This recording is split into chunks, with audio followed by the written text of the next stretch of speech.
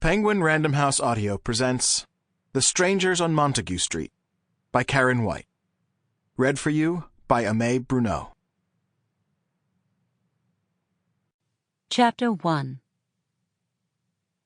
The phone rang out in the night-shrouded house, shrill and insistent, bringing me abruptly out of an odd dream that somehow involved me, Jack, a shovel, and something dark and undulating buried beneath the black earth. But when Jack opened his mouth to speak, I heard only the ringing of the telephone, jerking me upright in the bed and sending General Lee scampering to the floor with an irritated bark. I reached for the phone, remembering too late that the cord had been pulled from the wall, and held it to my ear before I recognized the pinpricks of warning on the nape of my neck. "Melanie." I listened for the words that weren't really words, more like sounds punctuated with static that only I could hear. "Grandmother?" "Melanie." I heard again, the sound soft and melodic. I felt no fear, although I suppose a phone call from the dead would alarm most people, but I was used to it. "Grandmother?" I asked again, hearing only the staccato pop of static. I closed my eyes, as my mother had taught me, and focused on the sound, trying to make words form in my mind.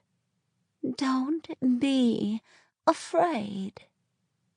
I resisted rolling my eyes and tried hard to push aside my impatience, wondering once again why ghosts couldn't just come right out and say what they wanted. My life was like one long B-movie, with me as the lone member of the audience shouting at the screen, "Just tell her already."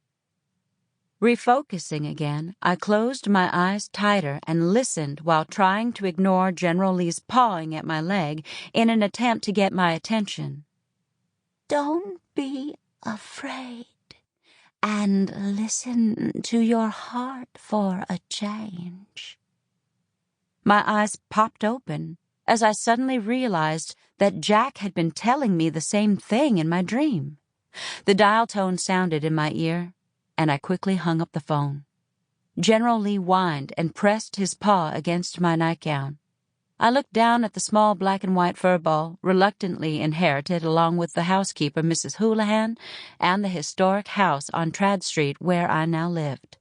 The same house that was apparently crumbling beneath my feet and sucking money from my bank account at an alarming rate. I bent to pick up the neglected dog, but he escaped my grasp and instead ran to the dressing table and began pawing at one of the drawer handles, making the brass clang against the dark polished mahogany. "What?" I asked, following him and wondering why I actually expected an answer. General Lee was only slightly less communicative than the ghosts I'd been speaking with since I was very small and hadn't yet learned to keep such skills to myself. With only the light from an outside street lamp to guide me, I crossed the room to the dresser and was about to repeat my question when I spotted what looked like a wallet lying on the middle of the dresser top, nestled between my La Mer night cream and the folded spreadsheet I used each day to allocate my, and sometimes other people's, time. I flipped on a small crystal lamp, then blinked until my eyes became accustomed to the light. Because I was convinced that wearing my glasses would officially make me old, they were hidden in my nightstand drawer, so I had to squint to see. I stared hard at the object I was positive hadn't been there when I went to bed. It was definitely a wallet, and a familiar one at that.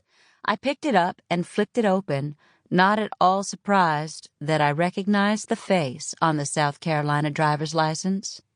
Jack Treholm, 6'2", 185, black hair, blue eyes. After glancing in the bills section and noticing he had 2 20s and a 10 tucked inside, I snapped it shut with disgust.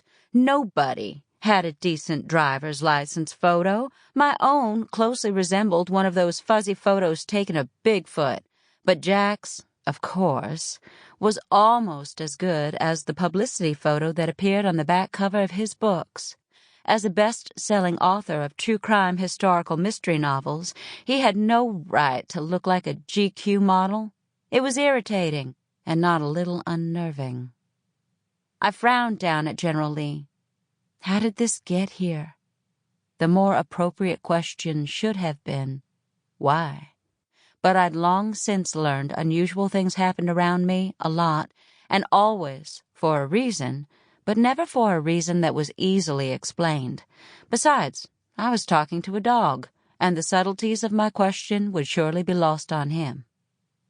I rubbed my hand against the soft leather while I thought. I hadn't seen Jack for about 2 weeks, not since the disastrous afternoon when a heretofore unknown teenage girl had shown up on my front porch and called him Daddy. I'd happily stepped back to allow Jack, his parents, and Jack's girlfriend, my very distant cousin, Rebecca Edgerton, to take care of that little problem. I had plenty of issues of my own to deal with, the least of which being the diagnosis of a cracked foundation on my very old historic albatross of a house, and my inability to ignore my unreasonable attraction to Jack Treholm. I looked at the clock on my bedside table, and while I was wondering whether 5:15 was too early to call Jack, the doorbell rang. General Lee and I looked at each other, and I thought I saw him frown, but that could have been my poor eyesight. I quickly slid my feet into my slippers, slipped a robe over my nightgown, and put the wallet in the robe's pocket. After scooping up the dog, I descended the staircase to the main hall, sincerely hoping that my visitor was the living, breathing kind. The front door lights had been left on, illuminating the piazza of my Charleston single house and making it easy to recognize the familiar outline of my visitor through the glass sidelights on either side of the door. After punching in the code to disarm the alarm, A, B, B, A, for my favorite musical group, I unlocked the deadbolts and opened the door. Jack, I said calmly, my voice completely belying the jumpy, skippy thing my heart seemed to be doing.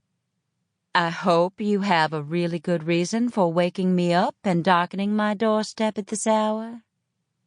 He smiled the smile that had cut down swaths of women in his wake since he'd been a toddler. Now, Mellie, I saw a light in your window, so I know you were awake. What were you doing? Organizing your closet alphabetically by designer? While I tried to think of a response that didn't include the embarrassing fact that I'd already done that, I saw his gaze traveling from the toes of my slippers up to the high neck of my nightgown that peeked out of the top of my oversized and very thick robe. Despite its being late spring, I was dressed for winter, since I was notoriously cold-natured. I frowned at him, taking in his khaki pants, loafers without socks, and white button-down shirt with rolled-up sleeves.